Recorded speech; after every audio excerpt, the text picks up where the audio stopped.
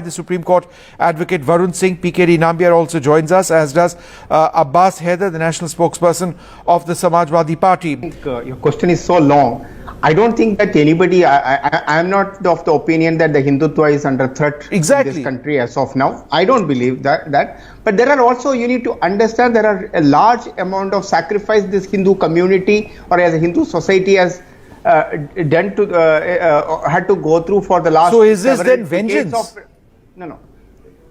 Several centuries of Mughal rules, and we also know that there are some places of worships. There are thousands and thousands of temples in this country. Everywhere, no Hindu community is going and telling that this mosque needs to be removed, this mosque needs to be raised. Nobody is asking. But there are places, like for an example, a Kashi or a Mathura or an Ayodhya. These are sacred places of the Hindu.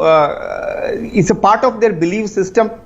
It is essential part of their belief system. You and me may have born and brought PKD up Nambiar, I'm not sure one temple necessarily is more religious than the other.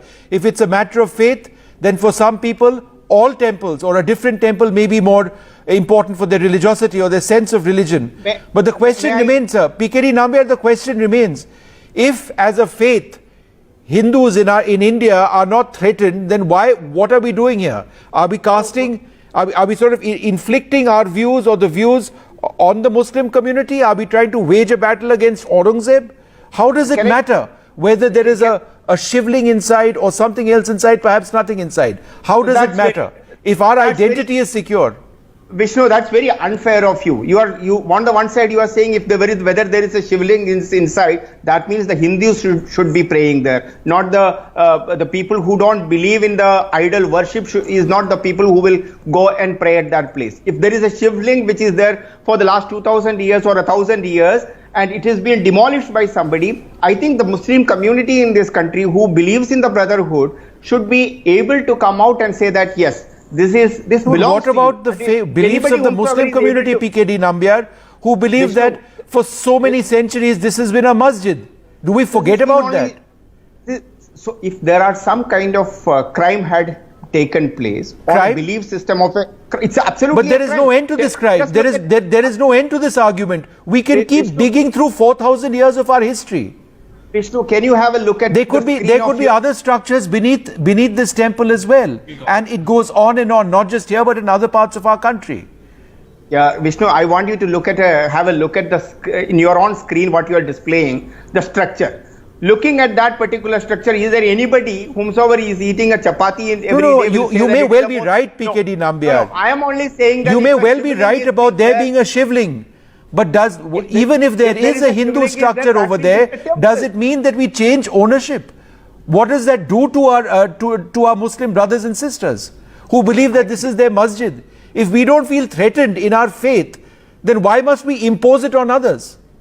May I ask you a counter question? I think you have already taken a decision in your mind before even the courts have taken a decision. So no, then I don't want to argue. It's not about what I feel or don't feel. I don't want to argue on that. I'm only reflecting what the Constitution says. No, I am only saying only one thing. The Constitution also says the law clearly also says that if it is an ancient temple or an archaeological site, it is not a part of the 1991 the particular law which is the worship. The Places of Worship Act 1991 says clearly says that places like this which are disputed and it gives a time period, they need to be maintained in the present status quo.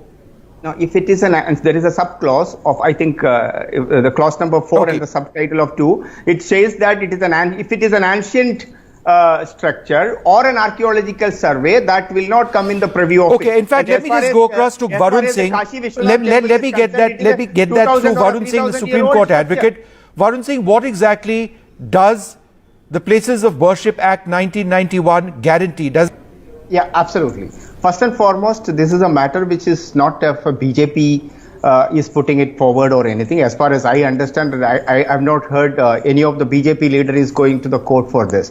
This has been done by a section of women who had gone, and this has got a history. As far as in the 1936 also there was a case which was filed. So it's not something like a new with regard to this Gyanvapi mosque litigation is concerned. Now coming to the my co-panelist Abbas Haidar's this thing, I will just wanted to explain you that the law, the places of worship law under the section 4, the clause number A, the subsection clearly says any places of worship referred to in the said subsections in which is an ancient and historical monument or an archaeological site or remains covered by the Ancient Monuments and Archaeological Sites and Remains Act 1958. It supersedes, and it is only this Archaeological Survey Act only applies to it. None of the 1991 Act do not apply to it. Let me just ask, Varun Singh, is that interpretation, Varun, as a Supreme Court lawyer,